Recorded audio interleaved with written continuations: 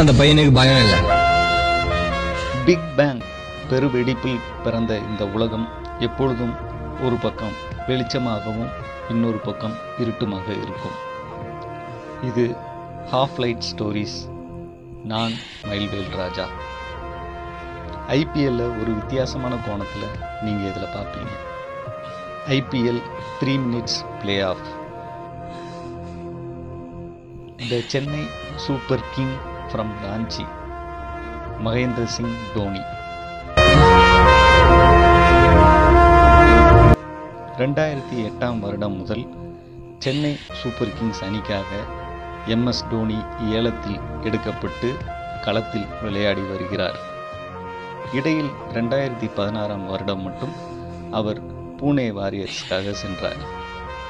MST என்றாலே குறிப்பாக சென்னை சேப்பாக்கம் மைதானத்தில் மஞ்சள் கடலில் மிதக்கும் தோனி என்றே சொல்லலாம். ஐபிஎல்ல இதுவரைக்கும் 5000 ரன்கள் மேலே எடுத்திருக்கிறாரு. அதே போல் விக்கெட் கீப்பராக ஸ்டெம்புக்கு பின்னாடி நின்று 200 விக்கெட்டுகள் வர வீழ்த்தியிருக்காரு.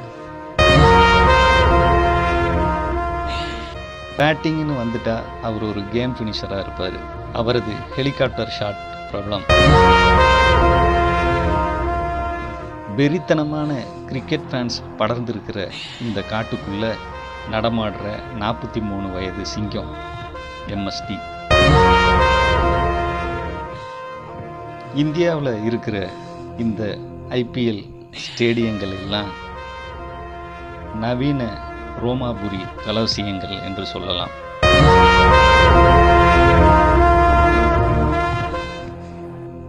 இங்கே கிரிக்கெட் பிளேயர்ஸ் தான் கிளாடியேட்டர்ஸ்.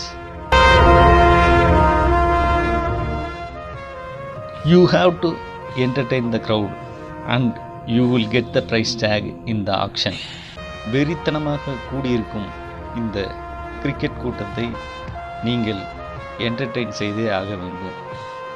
ரோம் கொலிசியத்தில் ஒரு கிளாடியேட்டரை இன்னொரு வீரன் தான் வீழ்த்துவான். ஆனால் இந்தியாவில் இந்த கிரிக்கெட் மாம்பு தான் வீழ்த்தும்.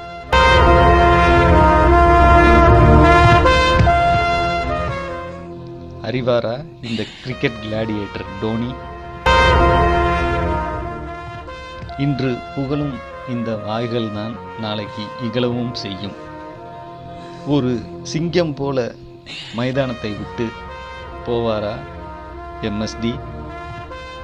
வாழ்க கிரிக்கெட், வளர்க அதன் ரசிகர்கள். அந்த பையனுக்கு பயம் இல்லை. அவனெல்லாம் அப்படியே போட்டுணும்.